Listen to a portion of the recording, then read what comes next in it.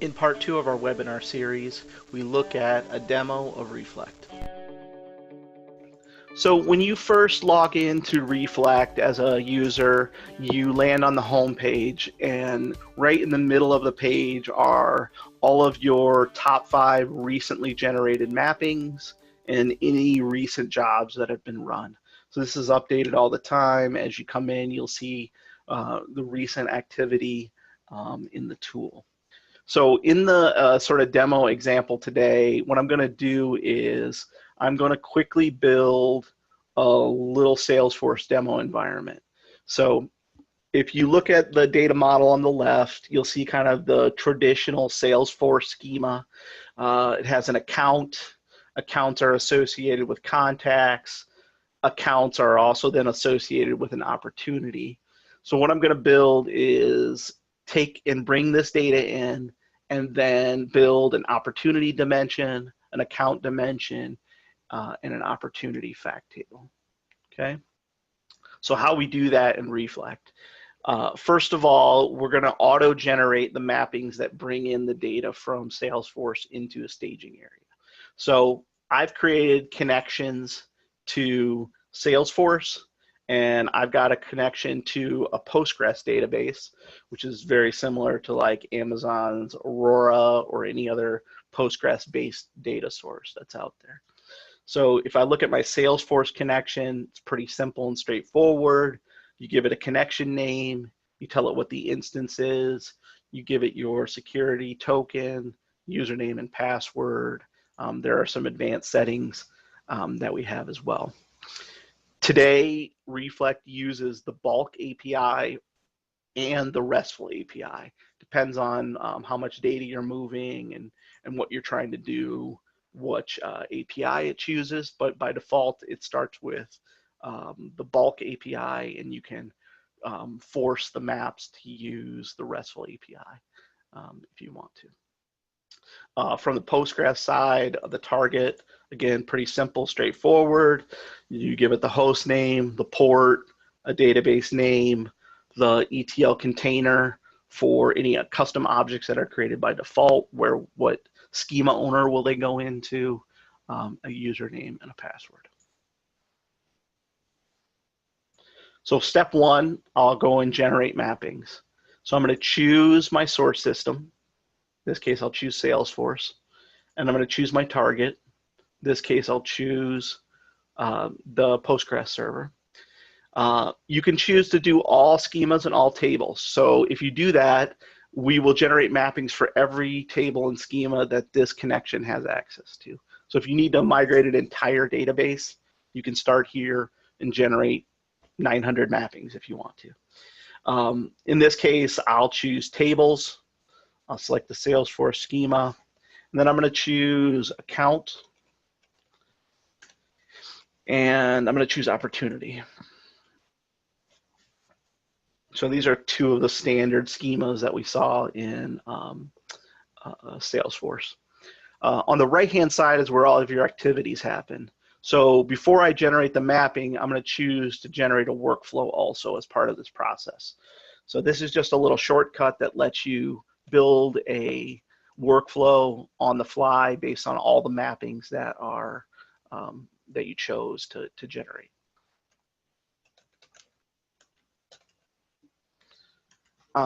This max parallel sets the number of parallel processes that happen by default.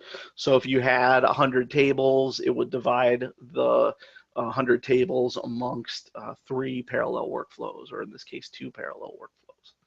Okay. So I'll hit generate mappings.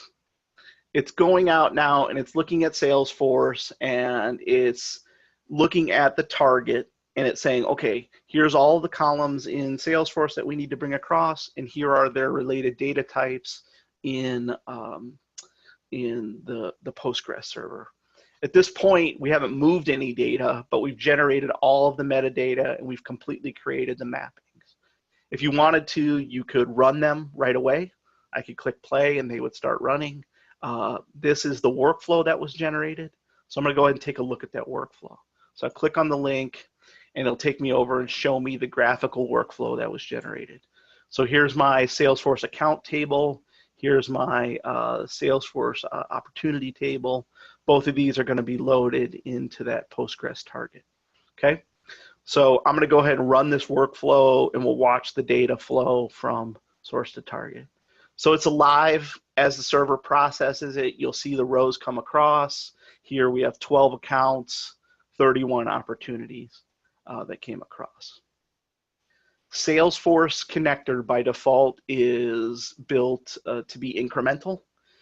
So if I run this again, it'll process, but the row count will update to 0. So I'll execute it again. This time it's going to happen, but no incremental changes happen. So now we've got 0 rows that flowed across that time. Okay. So going back to our example now, if I look at the data, I can go in, browse the data, and look at my target. Here's that Salesforce schema that I generated.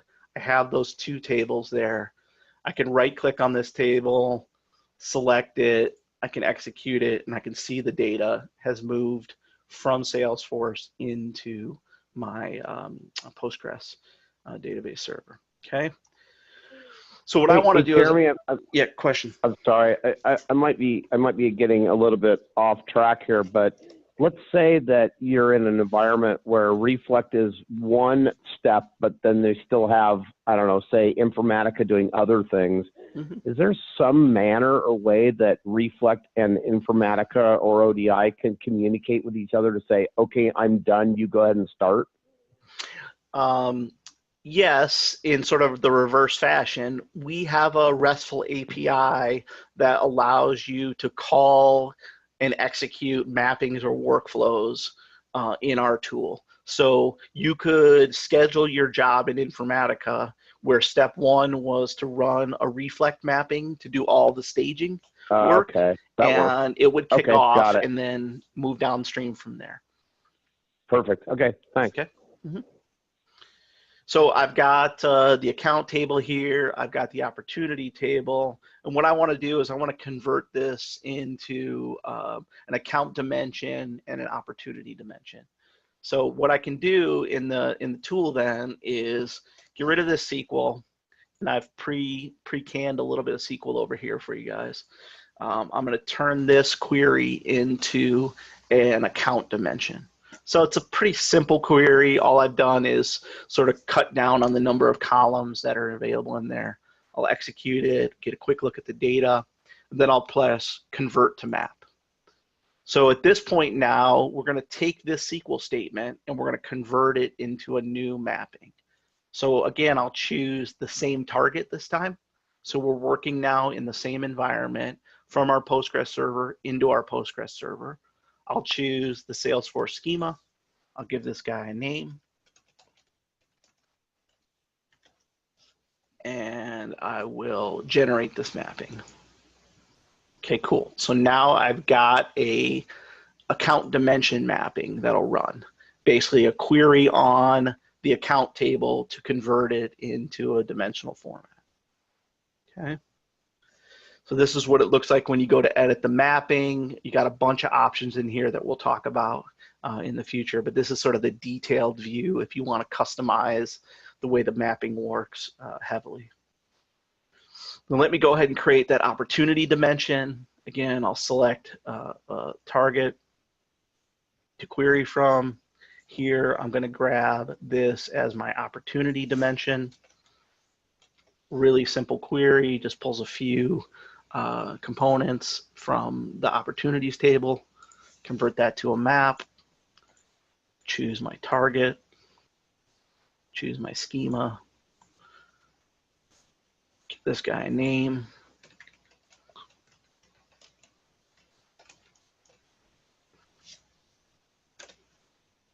and generate this mapping. Okay, so now I've got a opportunity dimension and an account dimension. So now I'm going to jump back to my workflow that we created, and I'm going to drag and drop those onto the workflow. So we take those two mappings that we just created, find them in the tree, and we're going to drag and drop those onto our mapping. Then one of the utilities we're going to use is an anchor. And what this does is this forces the completion of the steps that come before it runs the next steps. So as you can imagine in this scenario, this is going to force us to load the data from Salesforce into the staging area before we kick off the dimensional mappings. So I'll choose that. I'm just point and clicking and connecting these up. In Reflect, when you draw a workflow in parallel, things execute in parallel to each other. So these two are going to run at the same time, and these two guys are going to run at the same time. So I'll save this guy, and I'm going to run this workflow. So again, it's incremental, so you won't see any change on the Salesforce staging side, but now you see the dimensions have loaded with their data. So Jeremy, when you're talking about thousands of mappings, I mean, what does the screen look like? It's pretty huge. So Chad has one, I think that has the one that has like 3,000 mappings in it. And I mean, it just goes on and on and on for days, like to the right. It's pretty monstrous. Yeah, so Greg, actually, it'll put them in the screen and it'll build if you have thousands, but it doesn't display great. What we did at the customer I'm at actually is when you generate mappings, we had thousands of tables in the claim system. And so in that particular system, the tables are logically named, where what we did is we generate the mappings by table name. And then there's a couple of hotkeys where you can type in like a pattern you want and then select all the tables. And then we nested workflows inside of workflows so that they're logically grouped if you need to go in and manage them that way. Okay, because otherwise this could be nuts looking. It could be if you put too many on a page, absolutely. Yeah, that's one thing about this that we haven't talked about yet is workflows can be nested inside of workflows. So you could have built a staging workflow with just these two, put it here. Then I could have built a dimensional workflow, put it here, and then built a fact workflow and done that. And then all you would see are those three objects, and you could drill down in and see the workflows that execute behind those workflows if you want to. Can you use that anchor kind of dependency on workflows, like you just said, if you have workflows nested, and then can you use an anchor in between workflows? Yes. So you can. And then yeah, perfect. And then if you have multiple workflows, will they run in parallel? Yeah. Or can you have them run in parallel? Yes. So the only limitations to the parallelism are how big your environment is in terms of the number of nodes and the number of agents that you have out there, right? So if you have 4 agents, then you can run 4 parallel processes. If you add a 5th parallel process, it's going to not kick off until the first process completes, and then the 5th one will start running. But all of those that are sitting behind the anchor will wait until all 5 processes are complete before they kick off.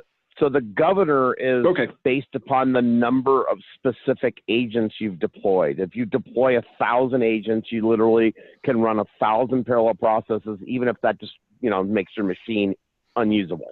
Yeah, absolutely. And part of the real value of it, and we'll talk about some of the features that we have in performance, is you could put a lot of pressure on the source systems, which makes for great I/O, right? I mean, you can really pull hard if you've invested a lot of money in source system infrastructure, and you want to do that. You can also control it the other direction if you want to sort of throttle things back in terms of how much pressure you're putting on the sources. Well, so that's good. So you have control to make use of the hardware you have. What about, are you going to get into showing like individual column specific mapping logic and capabilities? Yeah. Okay. Yeah, absolutely. Just let me drop in this last one, and we'll complete the workflow here, and then we can get into the details of the specific ones. So if I go back and browse the data again, and now here I'm going to build out a fact table. Pretty simple. lookups on the account dimension, a lookup on the opportunity dimension with 2 facts that are coming from the original opportunity table. So again, I'll execute this SQL, make sure it looks good, convert it to a map, choose my my target.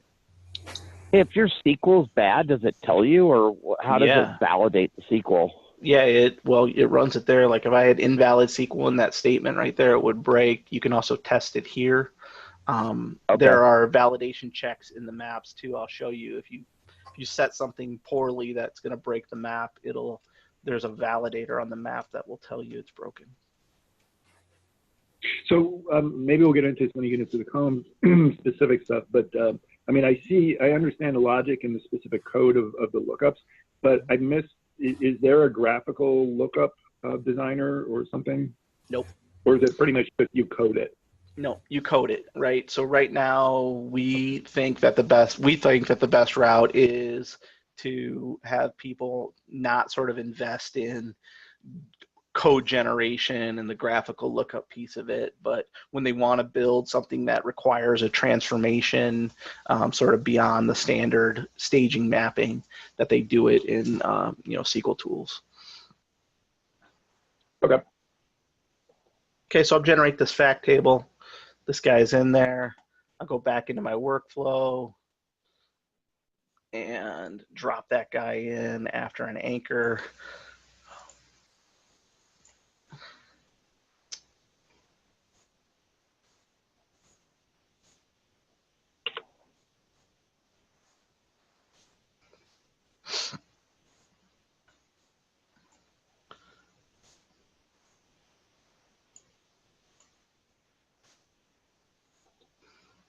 Okay, so here's our completed workflow from source basically into staging, into the dimensions, and then lookups into the fact all the way across.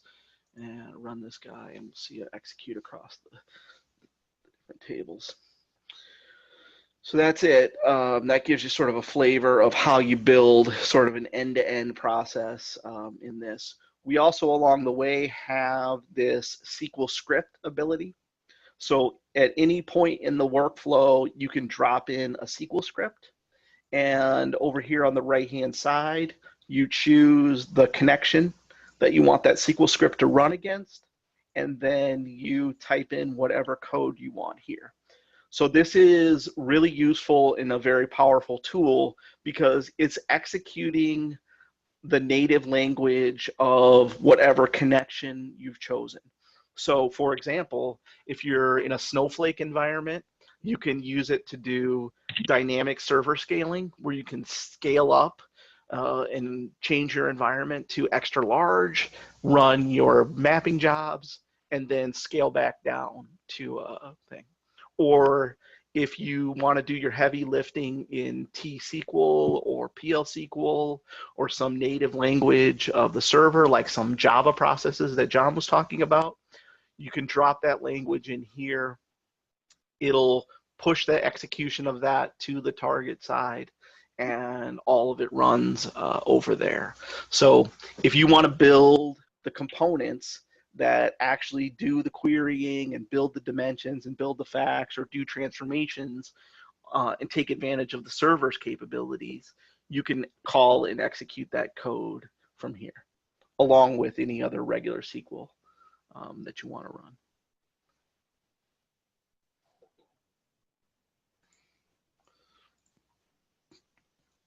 A couple other things on the workflow side. There's workflow messaging built in. So when you create this workflow, you can turn on air or on success, to and from who you want it sent to, and whether you want to include the log files that are associated with this. You can look at any of the individual components. You can enable or disable a map on the fly here. You can edit it or remove it from a workflow. So you can select a component and change those along the way. You can look at any of the mapping history or any of the job history that's run in the environment. So you'll see this table. Here are all of the different mappings that have run. you can get a detailed log file for that particular job, which shows you every step along the way what happened, even and including, and this is super important, we include all of the SQL that was generated and executed. So if you're trying to debug or you're looking into any kind of problems, you can see the actual SQL that was generated and run on the target so that you can tell if there are any problems, or you can experiment it without the tool or outside of our tool. Jeremy, does this app have to run from the server, or can it be locally installed? Can more than one person have it? What's the story on that? Yeah, so it's a server-side application. So this is web-based interface. Many users can log into it at the same time and do different things.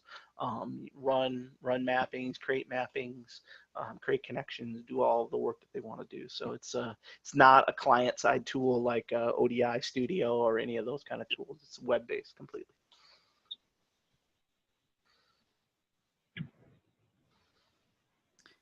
That being said, Greg, it is lightweight enough that if you wanted to run it in like a Docker on your machine or something like that to connect to everything, you could. I mean, it doesn't. In order to use the UI, it doesn't eat up. Yeah, that's a good point. Like the requirements for a development environment or a demo environment aren't really high. You can run this on your regular laptop hardware. You don't need a huge bulky machine in order to run it to do work. So you could run an individual version on your local machine for sure. You look at workflow history, it just gives you a little more detail. Lets you expand the workflow and then see all the steps that happened along the way in the process. And again, gives you run times and the log files for each individual step that occurred in the process. Okay. From a job scheduling standpoint, there's a scheduler. You create either a one-time job, an interval-based job, or a cron job. So cron gives you basically the ultimate flexibility in terms of when you want the jobs to run. Like Greg asked earlier, we have a RESTful API that lets you call the execution of the mappings. So if you have your own enterprise scheduler that you want to run, you don't want to use the built-in scheduler, you can run and do that work outside of the mappings. Okay, so let's just talk about the edit details of a mapping and what that looks like, what some of the sort of the underlying capabilities of the mappings are. So when you go in to edit mapping and you choose a mapping and you click on it, you'll see on the left-hand side here all of the columns and all of the data types that were found in the source system. You'll see whether it's active or inactive, meaning it can be turned on or off as part of the mapping, and whether it's part of a primary key or not. You can expand this out and get information about the length, the precision, the scale of the different data elements that you're found. Then on the right-hand side, this gives you the details on what Reflect is building in terms of a data conversion. So we're mapping this column into this column, and we're choosing this data type, and this is a specific syntax that we're driving here. You can edit this at any time, change the target schema, change the target table name. You can choose different data types or different column names for any of the objects that it found. We automatically include by default audit columns in the system. When we generate a mapping, you can choose to turn that on or off. You can also turn it off in the screen above, which I'll show you in a second here. Okay. So if you want more sophisticated details about the mapping, click on Mapping Details. This gets into allowing you to change the name of the map itself. If you don't like the auto-generated name that we created for the map, you can give it a new map name. You can choose different load types. So here's where you can choose a full refresh, which will do a complete reload of the data. You can choose an incremental append with a view, or an incremental insert update. So typically, most of other systems support incremental append, which is a standard kind of merge technology. On occasion, a source system won't support that, and so you can do an insert update style incremental update. Append with a view auto generates a historical current view.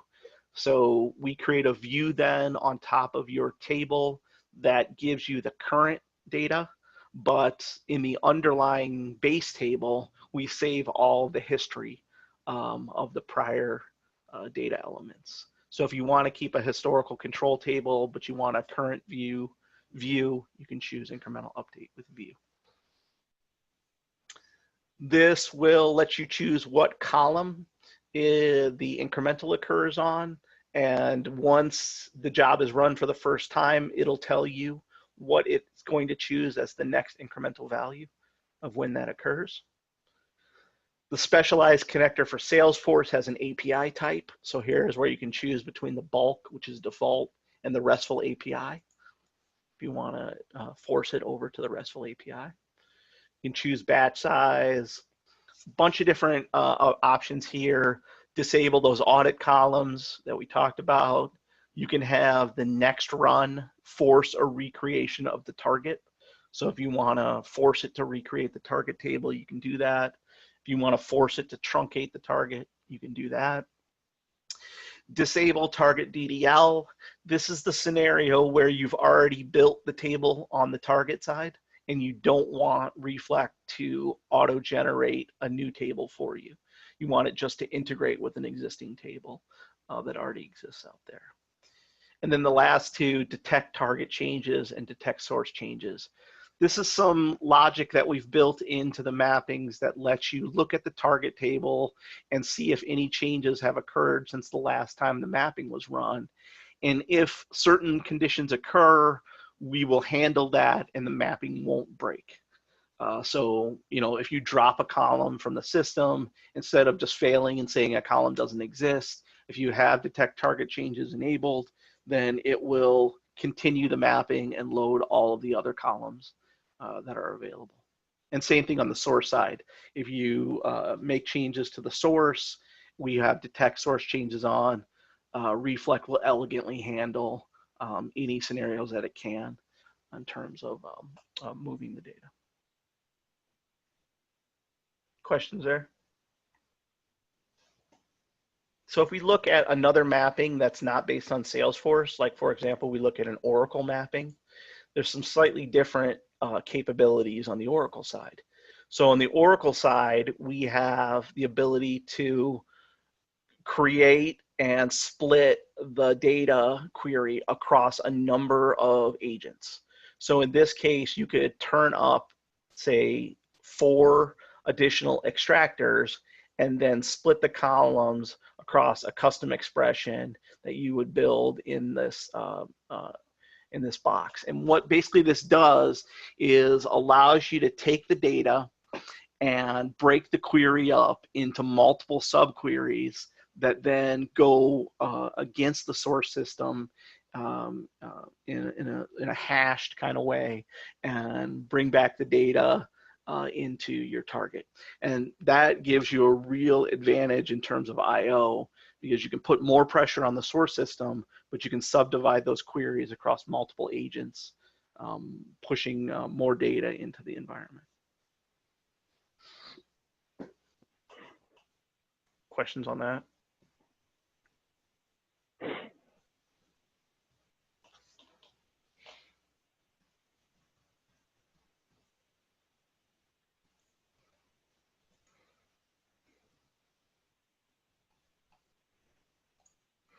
So that kind of wraps it up in terms of like the different components that are built into the system. It's really about, you know, generating mappings, editing those mappings, and, you know, building out workflows. And like Greg or like Chad said, I mean, we have customers that are building and generating stagings that are like, you know, 6,000-7,000 tables. Then we have guys who are building more sophisticated workflows, you know, with lots of different components built into it. We have this APIs that let you call our tool, you know, run it from those different environments. This growing list of connectors all the time that we're adding to the environment. Hey, Jeremy, this is John again. One of the things that Callan and a couple other guys are doing is leveraging S3 to do a lot of machine learning and advanced analytics. You know, but at the same time, you know, we still have data warehousing and descriptive analytics needs. Like how, you know, what's that workflow? Callan asked that question earlier, but I mean, what is the workflow of going to S3 then to relational look like? So you can just do that through the workflow tool in which it's writing to S3? Yeah. And then okay. Yeah, so we built in capability to connect to S3 on a couple of different levels. It's a native connection for files, so we can push files into S3 buckets automatically. So you can take and read from S3, or you can write to S3 as a file system. So you can pull from any source that we have in our connector library, push it into S3 as a file. And you can choose what different kinds of file types you want to do in that environment. The other side is we've built that S3 capability into the Redshift and into the Snowflake connectors. So if you build out a Snowflake connector in your environment, you can include the S3 information there. And so it will pre-stage your data into the S3 buckets, and then it will convert using like copy into functions that are built into Snowflake to take that data and move it from S3 into Snowflake, which is their recommended best practice for sort of bulk data loading. So yeah, definitely S3 is an environment where you can move that data around. Say again? So is that S3, is that a persistent layer or just a temp layer? That's a temporary layer in the Snowflake and in the Redshift environments. So we actually had a customer last week request, could they keep the data there, like not have it be removed when it does its copy into? And we were like, sure, absolutely. We can turn on a switch where you can land your data into S3, copy it into Snowflake, but have it stay in S3 and not be removed from that environment as well. So. Yeah, that's what I was thinking, because it's nice how you can copy S3 to Redshift. Is that what you guys are basically doing, is generating those SQL statements to copy? Yeah, we're copying the data into S3, and then we generate the copy into SQL that moves it into Redshift. But right now you have a routine that wipes those, but you could potentially not wipe those. Is that what you're saying? 100%, yeah. So we can set a switch at the mapping level or at the connector level that would tell it to not remove from S3. Just a real quick change in our logic to be able to do that. All right, thank you. Sure.